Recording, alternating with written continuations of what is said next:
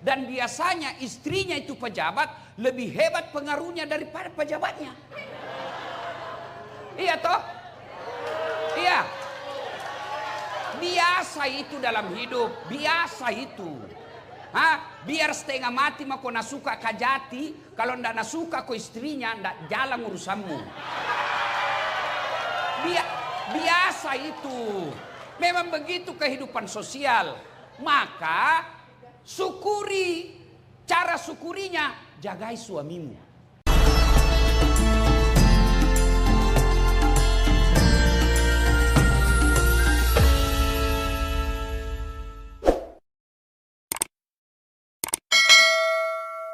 Wa qala idzan bismillahirrahmanirrahim.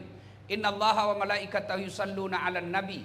Ya ayyuhalladzina amanu sallu 'alaihi wa sallimu taslima. Sesungguhnya Allah dan para malaikatnya bersalawat kepada Rasulullah Muhammad sallallahu alaihi wasallam, maka wahai orang-orang yang beriman, bersalawatlah kalian kepada Rasulullah dengan sebaik-baik salawat. Sadaqallahul adzim, maha benar Allah dengan segala firman-Nya. Bapak Ibu saudara-saudara sekalian teristimewa yang kita hormati, Bapak Wakil Kepala Kejaksaan Tinggi Sulawesi Selatan, Bapak Dr. Teku Rahman SHMH, yang insya Allah dimuliakan dan dirahmati oleh Allah Subhanahu wa Ta'ala, dan seluruh insan kejaksaan di tempat ini yang saya muliakan dan dirahmati oleh Allah Subhanahu wa Ta'ala, terkhusus Ibu Kepala Kejaksaan Tinggi yang hadir di tempat ini, yang saya doakan Ibu selalu sehat walafiat, bahagia dalam rumah tangga. Ini gaspol atau rem-rem? Serius kok, gaspol atau rem-rem ini? Nggak pakai kayak itu rem kalau ku gaski?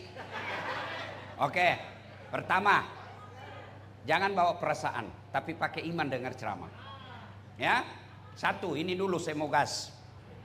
Dan hebatnya, suamimu yang kajati, suamimu yang kajari, suamimu yang aspidum, kamu yang jadi dapat juga reci-reci itu jabatan. Iya toh? Dan biasanya istrinya itu pejabat, lebih hebat pengaruhnya daripada pejabatnya. Iya toh? Iya. Biasa itu dalam hidup, biasa itu. Biar setengah mati mah kau nasuka kajati, kalau ndak nasuka kau istrinya ndak jalan urusanmu. Biasa itu. Memang begitu kehidupan sosial. Maka syukuri, cara syukurinya jagai suamimu. Itu caranya.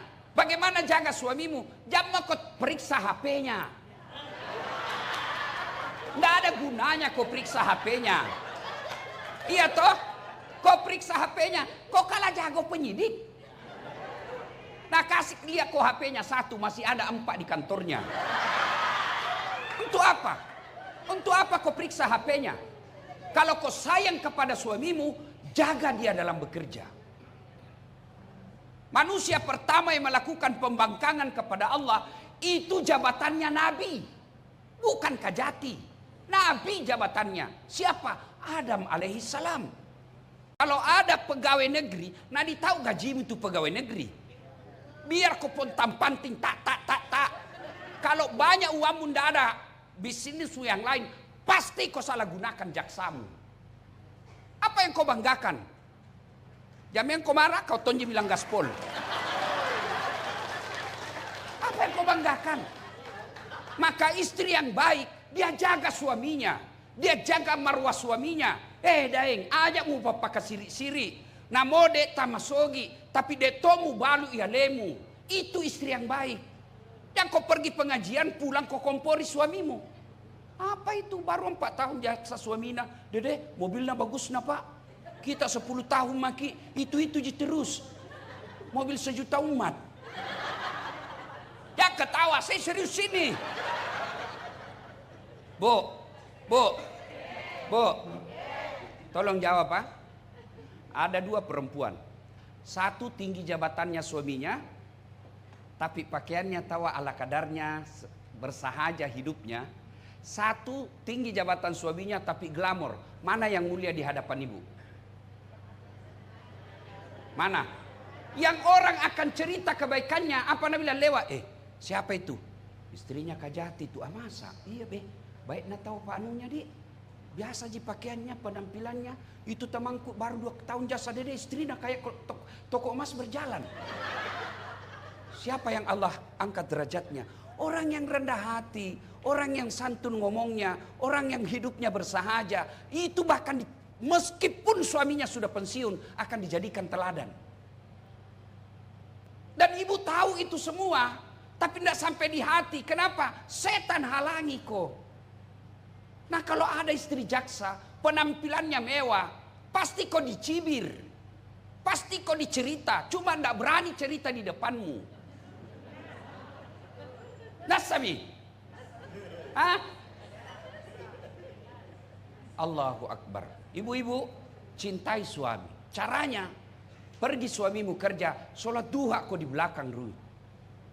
Kau doakan suamimu supaya apa? Kalau Allah kabulkan doa istrinya, tidak ada satupun insan manusia yang bisa menghalangi karir suamimu kalau sudah Allah kasih. Ya mau kau cari muka sama istri kajati, istri kajari, istri dan capek. Tidak ada harga dirimu.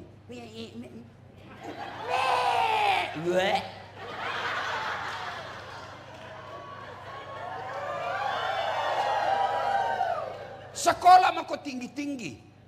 Orang tuamu sudah jualkan kau sawah supaya jadi jaksa. Orang tuamu berlinang air matanya malam hari doakan kau supaya anaknya diangkat derajatnya. Lalu kau pergi hinakan derajatmu sendiri. Seolah-olah tidak ada sekolahmu, menjilat-menjilat saja kerjamu. Kau tidak malu jadi manusia penjilat. Yang kau marah nak kau tonji minta digas. Maka itu suami bu. Kalau istrinya selalu nasihati, dek na tak kalupa lakemu. Tapi kalau jadi kau tukang kompor, dongok memang tong ini. Apa jipalik kau tingginya sekolah tidak bisa kau belikan emas. Dengar ini, semua kita laki-laki mau kasih kau perhiasan yang hebat, tapi rezeki terbatas. Mau kau jadi perampok suamimu dan pada akhirnya masuk penjara? Enggak kan? Siapa yang tidak kenal almarhum Baharudin Lopa? Menjadi legend. Kenapa? Karena istrinya juga bersahaja hidupnya. Jadi laki-laki, ini saudara-saudaraku yang jadi jaksa, itu penentunya baik sifatnya istrinya. Karena kadang-kali kami laki-laki rela melakukan apa saja, yang penting istri senang di rumah. Maka jadilah istri yang baik. Pergi suamimu menuntut di pengadilan, kau sholat duha di rumahmu. Ya Allah bimbing suamiku, tunjukkan yang hak adalah hak, tunjukkan yang batil adalah batil. Perbaiki lisannya, jaga mulutnya, jaga harga diri kami sekeluarga ya Allah. Ya Allah kalau rezekinya jangan kau halangi, kalau rezekinya mudahkan baginya ya Allah. Sudah itu ku WhatsApp suamimu, bang jangkit cemas, jangan menghalalkan segala cara. 8 rakaat saya doakan kita di dalam sholat duhaku. Insya Allah tolong ki. Salam sayang selalu dari istrimu di rumah. Ini tidak. Pergi suaminya kasihan cari nafkah. Kadangkala setengah mati tidur begadang di kantornya. Supaya dia baik karirnya dan berdampak sama istrinya. Baru 10 menit pergi istri suaminya. Pergi mima gosip. Tawaf di komplek.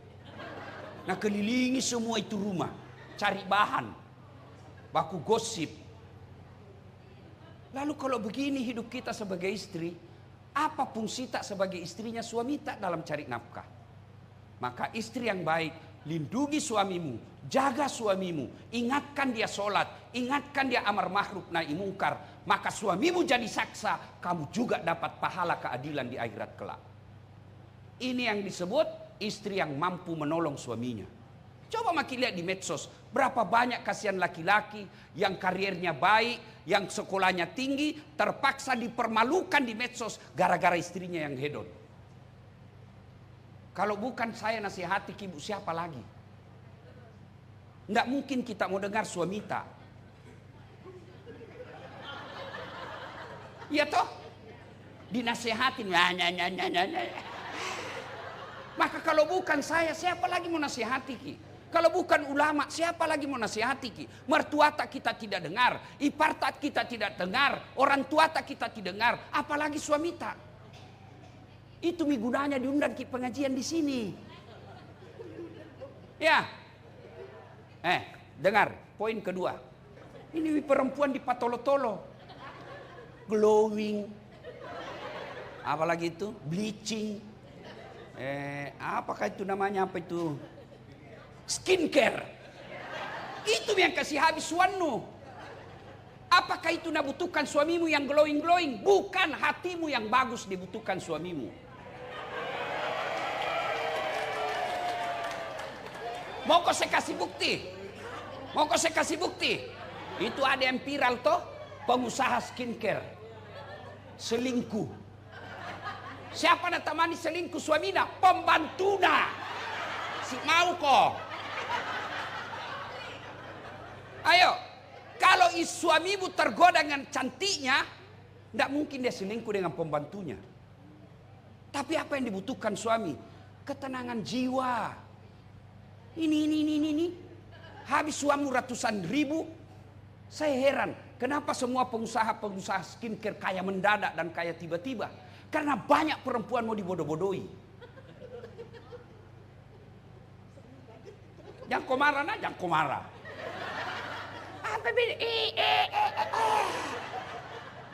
Sampai biar jalan susah tongi. Beleng-beleng. Jangan marah bunda, jangan marah. Ini gunanya pengajian. Supaya ada tong perubahan. Ya. Maka istri yang baik, kalau cara bersyukur, lindungi suami tak. Nasihati, ingatkan. Soal sudah diingatkan dia mau dengar atau tidak. Tawakal ilallah, berserah dirilah kepada Allah. Begitu mau pergi suami tak, doakan ki. Buat hatinya tenang. Bertengkar kita di malam, lupakan kalau dia mau pergi kerja. Kita tidak tahu apa yang terjadi. Siapa tahu bisa jadi keluar tinggal jasadnya. Alangkah bahagianya kita pergi. Istri tak, istriku saya bu. Sampai saya bilang Pak Waka, selalu saya bilang sama mamaku, kalau istriku tidak masuk surga, saya keberatan nanti di akhirat. Kenapa? Baik memang ton saya istriku bu.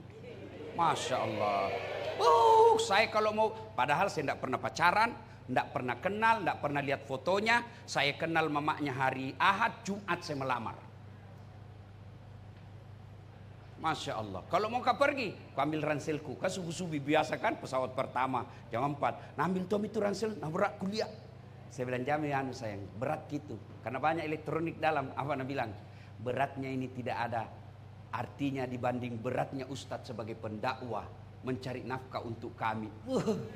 Ini nasib perasaan, male. Sampai di mobil, nak cium tanganku dulu. Cukup mi? Tidak, nak cium lagi. Baru nak cium lagi nih. Baru ini lagi. Ini lagi. Ini agak lama. Woi Pak Jaksa, pada jadi dicium istri tahu gitu. Punya upah. Ibu-ibu, hari Adiaksa ke-64 ini coba ibu mulai amalkan besok. Itu ada hasilnya ini dakwah. Amalkan ki besok. Bertengkar ki malam, lupakan pertengkaran. Buat hatinya tenang supaya dalam kerjanya dia tenang. Mana bisa kita cari nafkah dengan tenang kalau galau perasaan. Begitu dia mau pergi doakan. Cium tangannya. Dan jangan kau lepaskan tangannya kalau dia belum bilang iya. Nah, cium sudah itu bang. Ridhoi saya. Kalau dia bilang iya dek, baru lepas. Pergi. Ku lepas di kau pahlawan. Kalau dosaku kepada teman saudaramu, tiap hari kau bisa ketemu, tiap hari kau minta maaf. Kau tugas kau di Selayar. Tiba-tiba kau pindah ke Jawa, pindah ke Sumatera. Jejak-jejak kesalahan yang pernah kau lakukan di Selayar, itu akan diminta tanggung jawabnya. Dan susah kau lagi balik ke Selayar. Maka ketika kau bertugas di suatu tempat, jangan pernah meninggalkan kebatilan. Karena susah taubatnya.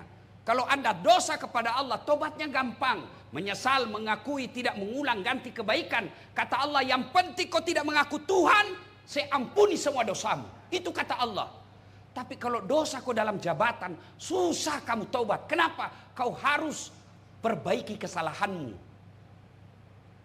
Coba bayangkan itu kasus yang lagi viral di Cirebon. Orang tidak bersalah divonis salah.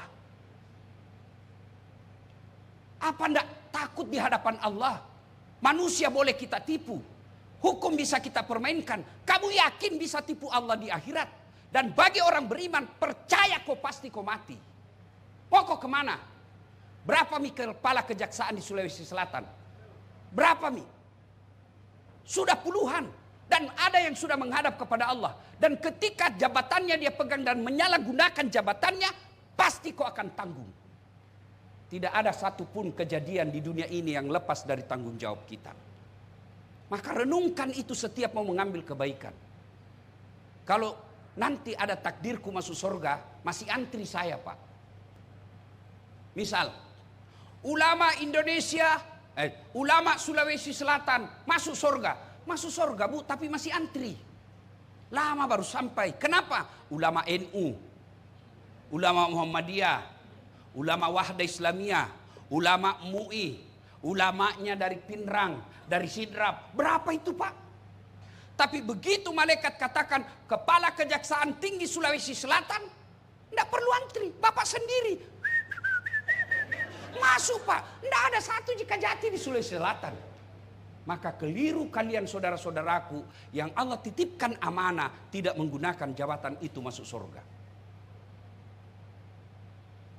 Dan ketika menyalahgunakan amanah, Allah akan tuntut kita. Saudara-saudaraku yang pernah menyalahgunakan amanah di kantor ini, susah tobatnya. Misal, ngambil barang-barang kantor. Susah itu tobatnya. Pertama, kasih kembali itu barang. Tidak bakal diterima tobatnya kalau masih kau ambil itu. Maka saudaraku yang pernah menjadi kepala kejaksaan negeri, dan ketika pindah rumah jabatan, hilang itu rumah-rumah jabatan. Hilang kulkas, gorden, AC. Ya kau ketawa, serius kayak ini. Palisu memang dibaca. Kasih kembali kau, selama kau tidak kasih kembali, taubatmu tidak akan sah. Dan itu disuruh pikul. Disuruh pikul di Padang Masar. Bapak kan selalu lihat itu pengadilan. Antri kan orang diadili, Pak. Coba orang kalau di tahanan sudah dinyatakan tersangka, mereka kan berdoa, adili Kak cepat kasihan. Kalau salah Kak ponis berapa tahun. Kalau saya adili saya, kalau tidak salah lepaskan saya. Begitu juga di Padang Masar nanti. Kita ngantri untuk diadili. Itu kalau di Kejaksaan Tinggi, Kejaksaan Negeri Makassar, berapa Ji? Mungkin 200 sampai 500 yang ngantri. Tapi kalau di Padang Masar, dari Adam sampai kiamat, berapa triliun manusia itu? Dan satu jejak pengadilnya, satu jejak. Kenapa? Satu Allah, satu loket, diantri triliunan manusia. Dan pada saat antri itulah Pak, disuruh pikir itu barang-barang negara yang pernah kita ambil. Lewat mikodong kepala tata usaha. Dia bapak paling yang ngambil itu. Sudah. Heranton saya lihat. Sudah ada di situ ditulis inventaris kantor kejaksaan tinggi. Ada di rumahnya. Astagfirullah. Kasih kembali. Kasih kembali Pak. Sebelum Bapak pensiun kasih kembali memang Pak. Jangan main-main Pak. Ini bagi orang yang beriman. Kalau Bapak masih percaya akhirat. Beda kalau Bapak sudah tidak percaya akhirat. Nah bilang orang Bugis, pigau ini melawan pigau. Orang Bugis bilang tantenton janjenjong. Tangi tamulo tangi taku jame jamaku jame jamamu wita topi na witai. Wita totu la cilaka. Jangan punya prinsip begitu. Bagi kita orang beriman, ayat yang dibacakan tadi ketua panitia, yang saya yakin ini prinsip efisiensi. Ya toh? Dia Tommy ketua panitia, dia Tong Kori, dia Tong pembaca sari tilawah. Masyaallah. Mantap ini. efisiensi, tapi dua segaris. Dua pelon. Mudah-mudahan tidak salah kasih sama saya. Ya, Bapak saudara-saudara sekalian, kembali lagi ya. Mari laksanakan tugas Bapak. Saya menghimbau kepada diri saya, kepada adik-adik yang baru jadi jaksa, kepada kakak-kakak yang sudah jadi jaksa, jadikanlah kejaksaan ini sebagai ladang amal. Kan gampang sekali dilihat itu orang korupsi. Apabila penghasilannya sudah tidak seimbang dengan gaya hidupnya, sudah ada itu indikasi.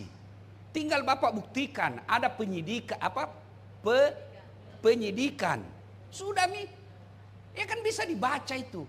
Coba begitu Bapak tahu, setan juga tahu kelemahannya Bapak. Apa? Kantongnya masih berlobang. Datang tompa istri. Ketika dalam situasi kita normal Pak, godaan setan bisa kita lawan. Tapi ketika kondisi kita tidak normal, ada utang, ada selera tinggi, ada anak kita yang minta sesuatu yang di luar kemampuan kita, tiba-tiba ada peluang. Ini setan masuk di situ. Maka Bapak saudara-saudara sekalian, gunakan. Saya bukan sarjana hukum, tapi saya heran. Fungsinya kan ada namanya pencegahan, ada pemberantasan. Mestinya yang diprioritaskan bukan pemberantasan, tapi pencegahan. Saya heran kalau tidak bisa dicegah ini korupsi di Indonesia. Gimana ceritanya tidak bisa dicegah? Nah 3 koja itu 3 lembaga. Ada polisi, ada jaksa, ada KPK. Coba 3 lembaga yang menangani ini. Dan kalian penegak hukum diberikan konstitusional untuk apa? Untuk menyadap teleponnya ini para pejabat. Nah kalau dia sudah baku telepon kan kamu dengar. Saya ini masyarakat sospol. Nggak tahu saya soal yang begituan. Tapi kan di media kita baca. Ada di sana para teleponnya itu para pejabat. Maka dia ganti nomor-nomor luar negeri. Dia pakai HP beda itu HP. Tapi nggak mungkin. Pasti bisa dilacak. Maksud saya. Kalau kau sudah dengar. Itu pembicaraannya. Pak Wali. Ya Ustadz ada proyek itu. Nggak bisa begitu. Bapak kan dengar. Mestinya langsung telepon. Dasaat. Ku dengar kau itu mau kong kali kong. Berhenti kok. Kalau tidak mau kau berhenti, saya tangkap kok. Itu namanya pencegahan. Dan saya tidak usah kursusi Bapak. Bapak lebih tahu. Hanya untuk mengingatkan. Itulah fungsi dakwah. Supaya apa? Bapak pensiun, tenang perasaan, tidak kena serangan jantung. Coba kalau Bapak menghalalkan segala cara. Banyak melanggar aturan-aturan ketika aktif. Begitu Bapak pensiun, hilang jabatan, hilang kekuasaan, mulai makin peras orang. Allah sudah menurunkan hukumannya. Apa pertama hukuman Allah? Post power syndrome. Mulai depresi. Yang tadinya jalan selalu dikawal. Yang tadinya ada protokolernya. Yang tadinya ada fasilitas. Tiba-tiba hilang semua. Mulai depresi. Depresi, hidup susah tidur, mulai datang penyakit. Penyakit apa? Dilarang makan gula. Dilarang makan garam. Dilarang makan nasi. Dilarang makan daging, dilarang makan ikan. Apa aja bisa nama makan? Ubi rebus. Uangnya itu 10 miliar, tapi nasi dilarang makan. Apa gunanya itu 10 miliar kalau dilarang kau makan nasi? Pergi dokter, nah bilang hasil penelitian Bapak selama ini karena jarang kena matahari. Mulai besok Bapak aktif, tolong dari jam 7 sampai kira-kira jam 9 Bapak jalan jangan pakai baju, kena matahari. Jangan pakai celana panjang Pak, yang pendek saja supaya kena semua bahan matahari. Jangan pakai peci. Apalagi dok, dia bilang jangan pakai sandal Pak supaya refleksi ke kita. Kelilinglah dia di kompleknya Pak. Mulai jam 7 sampai jam 9. Nggak pakai baju. Nggak pakai sandal. Apa bedanya sama gembel? Pacal lamanan nero demu sengalemu. Lewat kau nak cibir kau semua orang. Itu sudah azab Allah itu. Agar tidak terjadi seperti itu sebelum segalanya terlambat. Mari manfaatkan jabatan kita, rezeki kita, nikmat Allah yang Allah berikan, manfaatkan untuk apa? Mendekatkan diri kepada Allah Subhanahu wa taala. Usia 60 tahun Kejaksaan Republik Indonesia, usia yang sudah cukup dewasa. Keliru kalau belum membuat institusi kita dinikmati oleh rakyat banyak. Caranya apa? Tegakkan keadilan seadil-adilnya. Yang ketiga, suatu ketika datanglah, diutuslah gubernur oleh Umar bin Khattab. Gubernurnya namanya Amr bin As di Mesir. Gaya kepemimpinannya Amr bin As hedon, suka yang mewah-mewah. Di depannya rumah jabatannya gubernur Amr bin As ada gubuk jelek dan orang Yahudi punya. Dipanggil kepala kontraktor. Siapa punya gubuk itu? Nggak enak rasanya ini istana gubernur, di depannya ada gubuk. Dia bilang, orang Yahudi yang punya. Sudah, bebaskan itu. Kasih, beli rumahnya berapa saja dia mau. Didatangilah itu oleh kontraktor. Kena pembebasan. Kita ganti 2 kali lipat. Tidak mau. 3 kali lipat. Saya tidak mau. 4 kali lipat. Tidak mau. Namanya ganti rugi, tetap jadi rugi. Banyak tuh bicaramu. Kalau bahasa kita, sudah, mau tidak mau gusur. Digusur rumahnya. Si Yahudi. Yahudi minoritas waktu itu. Dia sedih, tapi dia ingat Amr bin As kan gubernur, masih ada di atasnya, presiden. Dia jalan kaki dari Mesir ke Madinah. Ketemu Umar bin Khattab. Begitu sampai di kota Madinah, dia mendapat ada orang tidur di bawah pohon kurma. Dia mengambil bantal tangannya, lalu tidur. Dia dapat itu orang tidur. Tuan. Nah, apa? Dia bangun ini. Yang tidur, kenapa? Kok kenal Umar? Ya, pengawalnya yatim piatu, pakaiannya rasa malu. Maksudnya, ya itulah Umar. Mana dia? Saya yang kutemani bicara, saya Umar. Kenapa kok? Kalau bahasa Makassar, kenapa? Dia bilang saya mau melapor ini. Apa? Itu gubernurmu Amr bin As, na doser ki kodong rumahku. Na bongkar. Kenapa bisa? Katanya ndak enak dilihat pandangan depan rumah jabatannya. Masa begitu ya? Sudah begitu, kalau begitu, kok itu ada tempat sampah, ambil itu tulang di situ. Dia bilang, ya Amirul Mukminin, Umar, saya datang ini minta keadilan, bukan minta tulang. Sudah, jangan banyak bicara, mau ambil saja. Dia ambil itu tulang ibu, lalu Umar bin Khattab mengambil pedangnya, sudah itu tulang, dia gores, garis lurus di atas tulang itu, dia bungkus. Sudah, bawakan Amr bin As, kasih ini. Dia bilang, apa maksudnya? Jangan banyak bicara, bawa saja. Bawa. Sepanjang jalan berpikir jauh-jauh, ini kasihan, tulang jadi kasih kak. Sampai di Amr bin As, Pak Gubernur, ya ada apa? Saya baru menghadap ini sama Amirul Mukminin Umar bin Khattab. Beliau titip salam ini nak kasih ki. Dia lihat. Amr bin As melihat itu, gemetar langsung jatuh. Tambah kaget ini Yahudi. Apa maksudnya ini? Dia bilang, ini teguran keras dari Amirul Mukminin, Pak Presiden. Apa itu? Kau tahu ini? Tulang. Garis. Ini garis artinya, Amar, kau sekarang jadi gubernur. Tapi ingat, kamu suatu waktu pasti jadi tulang. Sekarang kau berlaku lurus seadil-adilnya seperti garis lurus yang saya bikin ini. Kalau kau tidak mau berlaku lurus, pedangnya Umar bin Khattab kasih lurus kok. Begitu ya. Dipanggil kontraktor. Perbaiki rumahnya kembali. Batal digusur. Dia bilang, begitu keadilan dalam Islam? Ya. Dia bilang, ya Pak Gubernur, kalau begitu tidak apa-apa. Ambil mini tanah saya tinggalkan. Ternyata keadilan dalam Islam luar biasa. Saudaraku yang menganut agama Islam, tunjukkanlah keadilan. Jangan kau bikin malu agamamu. Supaya orang, kalian berdakwah bukan melalui mimbar. Kalau saya berdakwah melalui mimbar, kalian berdakwahlah dengan cara apa? Dengan jabatanmu sebagai penegak keadilan. Supaya apa? Di akhirat kelak, sebelum sampai kalian transit dulu di alam kubur. Ada 3 yang bisa menyelamatkanmu di alam kubur. 1 diantaranya ilmu yang bermanfaat. Kalian ketika berjabat sebagai jaksa, ada ilmu-ilmu yang bermanfaat, ada tradisi-tradisi yang kau lakukan dan turun-menurun diamalkan di kantormu, itu akan menjadi amal kebaikan dan itu akan kau nikmati. Tiap bulan dapat gaji, tiap tahun dapat kenaikan pangkat, di akhirat sebagai jaksa juga jadi amal jariah. Ibu bapak saudara-saudara sekalian, inilah tausiah kita pada taklim kita kali ini. Mudah-mudahan ada manfaat. Selamat hari jadi kejaksaan. Mudah-mudahan sebagai insan penegak keadilan di Republik Indonesia, sebagai sesama muslim, sesama anak bangsa, saya Dasat Latif mendoakan kepada bapak ibu sekalian, mudah-mudahan pangkat jabatan bapak mendekatkan diri kepada Allah Subhanahu wa taala. Kalau ada khilaf dan salah selama ini, wala tai'asu min rauhillah, jangan putus asa, karena Allah sampaikan innallaha yuhibbut tawwabina, saya cinta kepada hambaku yang bertobat. Mudah-mudahan ada manfaat, lebih dan kurangnya mohon dimaafkan.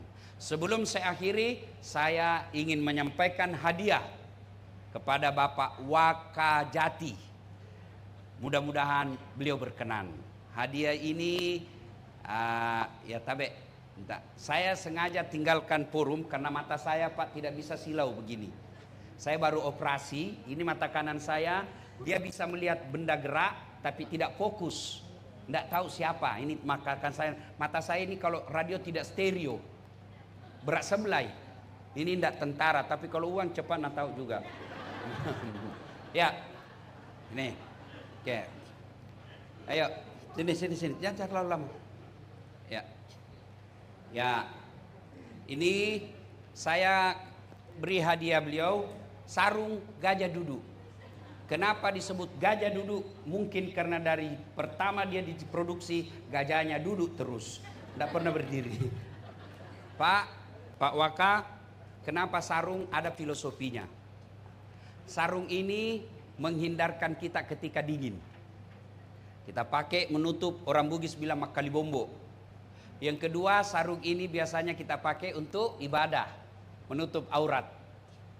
Maknanya saya berharap Bapak sebagai pemimpin di kantor ini melindungi aib seluruh anak buahnya. Melindungi kejaksaan di wilayah Sulawesi Selatan agar tidak kedinginan. Dia bermartabat, dia punya harga diri dan tidak mempermalukan. Itulah makna filosofi dari sarung. Saya hanya bisa memberi sarung Pak. Mudah-mudahan bermanfaat.